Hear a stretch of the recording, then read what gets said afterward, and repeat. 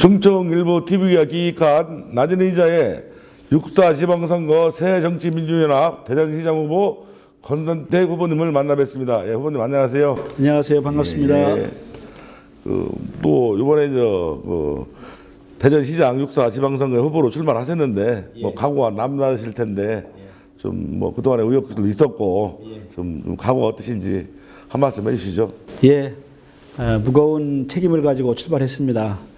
저는 대전에서 태어났고 또 성장했습니다. 그동안 대전의 혜택을 받으면서 여기까지 왔습니다. 이제는 대전을 위해서 뭔가 보람된 일을 해야 되지 않겠느냐 하는 생각을 하게 됐고, 지금 대전이 상당히 어려운 시기에 처해 있습니다. 과거의 100년은 그런 대로 지내왔는데 앞으로의 100년은 어려울 것 같습니다. 성장 동력을 새롭게 만들어야 되고요. 새로운 리더십을 만들어내야 됩니다. 그러한 변화의 중심에서 제가 대전을 위해서 좀 일을 하겠다, 이런 포부를 가지고 시작을 했습니다. 들리는 소리에 의하면 어린 시절에 손재주가 굉장히 좋아서 목달동 시골에 사셨던 건 알고 있는데 목달동 맥가이버로 또 이렇게 유명하셨더라고요. 그래서 어린 시절 어떻게 지내셨나 한번 뭐 궁금한데 그 점에 대해서 한번 간단하게 말씀해 주시죠. 제가 태어난 곳이 대전이긴 한데 아주 예전입니다. 그렇죠, 오지고 목달동이라는 동네입니다. 과거에 목달리였죠. 그 당시에 뭐 전기도 안 들어왔으니까요. 제가 손재주가 있었던 것 같아요. 뭘 보면 꼭 모방을 하고 뭐 라디오도 분해를 하고 이런 걸 좋아했습니다. 또 전기가 있었는데요. 동네 수력발전소. 제가 좀 전담해서 고쳤습니다. 썰매도 만들고 기타도 만들어보고 저 친구가 커서 뭐가 될까 이렇게 궁금하시는 어른들이 많이 있었어요. 막 그러한 호기심들이 저에게는 많은 작용을 했던 거 아닌가 생각합니다. 권 후보님 하시면은 행정고시 7연소 수석 합격 여기 항상 따라다니는데 뭐 어디죠? 공부는 어떠셨나요? 잘하셨나요? 어려서부터? 뭐 행운이라고 봐야죠. 뭐 조금 했는데 대학교 입학해서 한동안 방황하다가 고시를 해야 되겠다는 결심하고 좀 독하게 맘먹고 했습니다. 짧은 시간 내에 했던 것은 나름대로 집중을 했기 때문이 아닌가 생각하고요.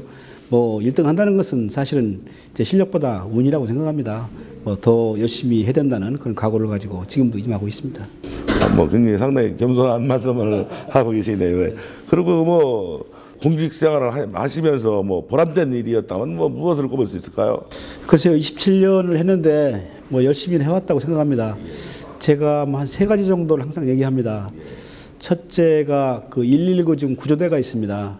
88 올림픽 때 사회적인 문제가 사회 안전 문제가 큰 문제였습니다. 그래서 119 소방차를 불만 끄는 것이 아니라 구조 업무를 해서 제가 창안을 해서 119 구조대를 만들었던 경험이 있고요. 또 IF 사태 때 근무호기 행사가 있었습니다. 그것이 국민적인 관심을 많이 끌었는데요. 국민을 단합시키는 계기로서의 국민운동, 또 이것도 제가 관여해서 전국적인 운동을 확산시킨 그런 기억이 있고요.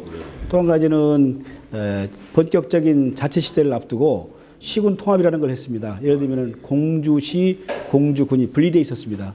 전국에 약 70여 개가 있었는데 그 통합 작업을 했는데 상당히 난관도 있었고 반대도 많이 있었습니다만 그것을 제대로 잘 해냈습니다. 그것이 많이 기억에 남고 있습니다.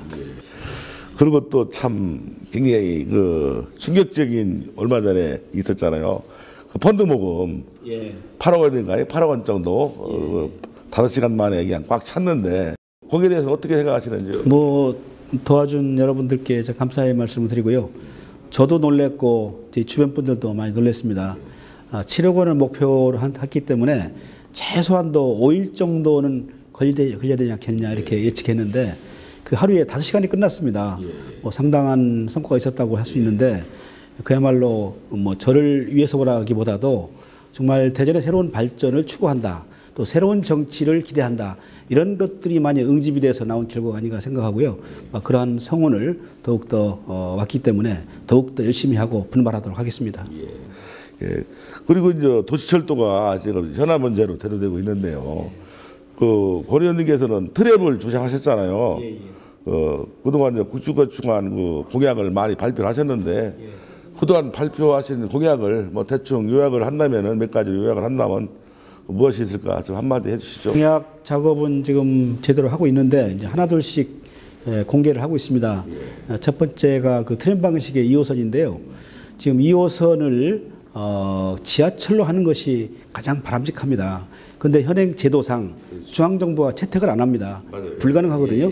그렇다면은 트램이나 고가 방식이 있는데 전 고가 방식은 안 맞다고 생각합니다.